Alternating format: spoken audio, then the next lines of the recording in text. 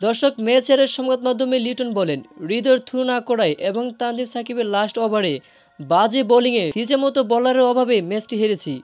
আজ যদি ফিজ থাকতো, ফিজে বোলিং ডট বেলকিতে আমরা ইজি ম্যাচ জিততাম। দর্শক, খবরের বিস্তারিত জানুন পুরো প্রতিবেদনে।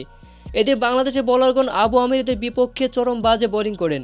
এরপর বোলাররা 8 উইকেট শিকার করে ঘুরে দাঁড়ালেও শেষ মুহূর্তে লাস্ট ওভারে বল করতে আসেন তানজিম হাসান সাকিব। তার অতিরিক্ত রানে হাতছাড়িতে বাংলাদেশ ম্যাচ হারে 1 বল আগেই। হায়দার আলী শেষ মুহূর্তে 6 বলে 15 রান করে শেষ পর্যন্ত অপরাজিত থাকেন। শেষ ওভারটা ছিল বেশ নাটকীয়। তানজিমের প্রথম ডেলিভারি হয় হোয়াইট বল হিসেবে। এরপরে দাঁড়ায় 6 বলে 12 রান। পরে বলে সিঙ্গেল নিয়ে 5 বলে 10 রানের সমীকরণ দাঁড় করে আবু আমিরাত। পরে বলে 6 মারেন ধ্রুব পরাশর। ফলে 4 বলে 4 রানের সহজ সমীকরণ দাঁড় করে স্বাগতিকরা। তৃতীয় বলে পরাশর বোল্ড হয়ে কিছুটা বিপাকে পড়ে আরব আমিরাত। পরে বলে 1 রান নেন মহিতুল্লাহ। ফলে 2 বলে 3 লাগে তাদের জন্য। এ পর্যায়ে এসে নো বল করে বসেন তানজিম।